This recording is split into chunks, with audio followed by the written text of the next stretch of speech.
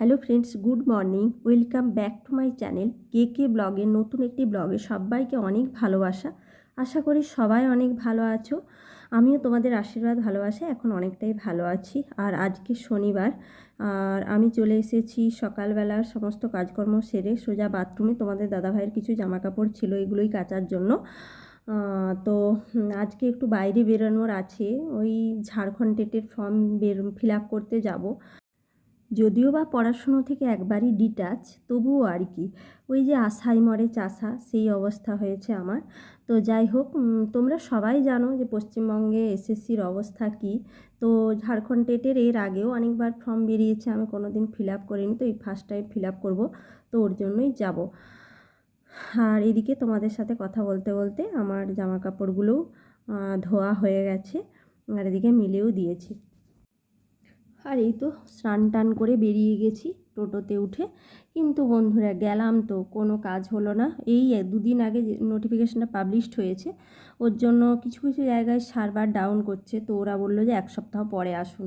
তো ওর জন্য আবার টোটো ধরে বাড়ি ফিরে আসছি। আর ভাবছি বাইরে আর খাবো না, এই 11টা মতো বাজে, তো বাড়িতেই যে একটু তাড়াতাড়ি করে কিছু একটা রান্না করে খেয়ে নেবো। আর বাজারও শেষ, কাল সকালে বাজার যাব, তো বাড়িতে যেয়ে রান্না করেই খেয়ে নেব। আর টোটোতে যাচ্ছি আর মনটা খারাপ, ভাবছি যে ফর্মটা ফিল আপ হয়ে গেলে একটা কাজ গুছিয়ে যেত, তো ওটা আর হলো না। আর এই যে তোমাদের সাথে এসেই আমি ফ্রেশ ট্রেশ হয়ে এখানে দুধ গরম করে দিয়েছি, ভাতও বসিয়ে দিয়েছি। ভাত হচ্ছে আমার, আর এখানে একটু আনারস কেটে নিয়েছি, একটু আনারস খাবো। সকাল থেকে তেমন কিছু খাওয়াই হয়নি, একটু চা বিস্কুট খেয়েছিলাম। আর এই যে তোমাদের সাথে ডিমের ঝোলের রেসিপি আর শেয়ার করিনি বন্ধুরা, এই ডিমের ঝোলটাও তাড়াতাড়ি করে এসে করে নিয়েছি। ডিমের ঝোল দিয়ে ভাত খাবো, আর কিছু আজকে আর করব না। আর এদিকে আমি ভাতও বেড়ে নিয়েছি, কেননা খিদে পেয়েছে, সকাল থেকে তেমন কিছু খাওয়া হয়নি, ওই একটু আনারস খেয়েছি আর একটু চা বিস্কুট। আর এই যে এখান থেকে আমার দেশি ঘি আমার মা পাঠিয়েছে, তো গরুর ঘি, তো এই ঘিটা দিয়ে একটু ভাত খাবো, একটু ঘি নিয়ে নিচ্ছি। আমার ঘি দিয়ে ভাত খেতে ভালো লাগে বন্ধুরা, তবে ওই যে এখন যে কি হয়েছে, শুধু গ্যাসের সমস্যা। আর এই যে এখানে লেবু নিয়ে নিয়েছি, আর এরপর ভাতটা খাবো।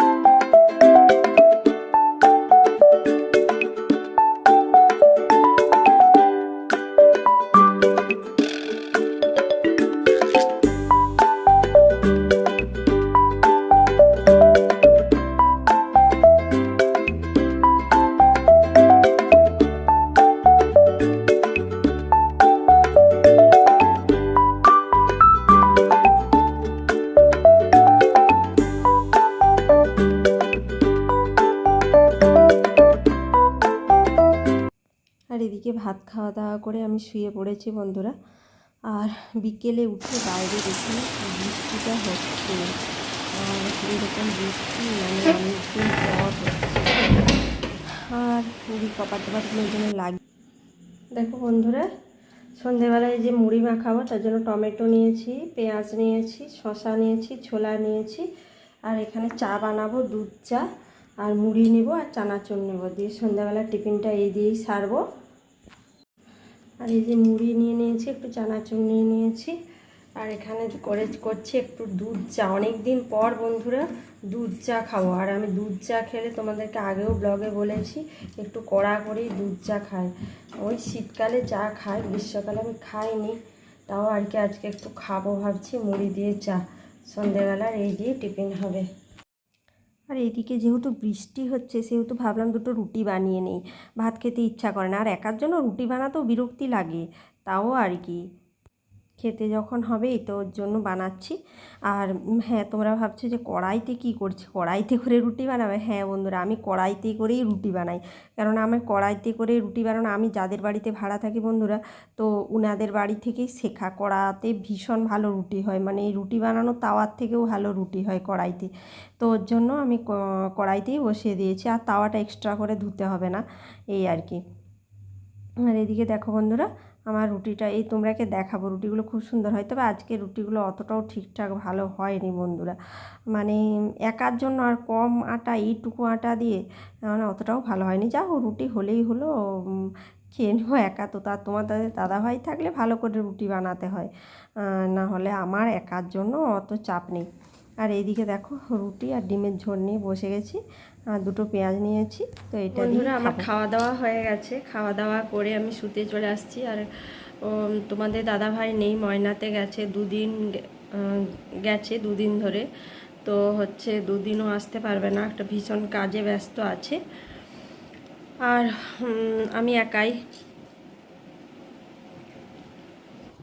শুয়েও পড়েছি তোমাদের সাথে কথা বলতে বলতে। কিন্তু বন্ধুরা বিশ্বাস করো, আজ 3 দিন আমার রাত্রিতে ঘুম হয়নি। 3 দিন আমি ভাবছি যে আমি এখনো বেঁচে আছি। দুপুরেও ঘুম হয়নি, রাত্রিতেও ঘুম হয়নি। ঘুম হয় বলতে ভোরের দিকে একটু ঘুম ধরে, বাস এইটুকুই। ভোরের দিকে ঘুমটা ধরে, আবার সকাল 8টার দিকে ঘুম ভেঙে যায়। এই সেই ফোন করতে থাকে, ঘুম ভেঙে যায়। ভালোই হয়, আমারও সকালে উঠে কাজকর্ম আছে। তো ভাবছি আজ একটু ঘুমাবার ভীষণভাবে চেষ্টা করবো। ওই জন্য আজকে রুটি খেয়েছি, ভাতও খেয়েছি, তরকারি করে পেট ভরে খেয়েছি, যাতে এই দুদিন একটু হালকা খাবার খাচ্ছিলাম। আসলে জ্বর ভাব লাগছিল, ওই জন্য ভালো ঘুম আসেনি। তো ওই জন্যই আজকে একটু হালকা খাবার খেয়েছিলাম, ওই জন্যই হয়তো বা ঘুম আসেনি, না কি বলতে পারবো না। আর যেহেতু তোমাদের দাদা ভাই নেই, সেহেতু একা একা ঘুম ধরতে চাইছে না, কেমন মনটা যেন আনচান আনচান করছে। আর রাতে সকালে একটু বাজারে যেতে হবে, একটু মাছ আনার জন্য। আর এখন খুবই ইলিশ মাছ খেতে ইচ্ছা হচ্ছে। তো কালকে ইলিশ মাছ খাবো না, তোমাদের দাদা ভাই এলে তখন ইলিশ মাছ একটা নেবো পুরো গোটা। আর কালকে দেখি বাজারে কি মাছ পাই, একটু মাছ নিয়ে আসবো। ওর জন্যই বাজারে যাবো, সকাল সকাল উঠতে হবে। আর আজকের ব্লগটা বন্ধুরা এই পর্যন্তই। ভালো লাগলে প্লিজ একটি লাইক, কমেন্ট অ্যান্ড শেয়ার করে দেবেন। Tata, good night and sweet dream. সবাই ভালো থাকবে, সুস্থ থাকবে। দেখা হচ্ছে নেক্সট কোনো ব্লগে।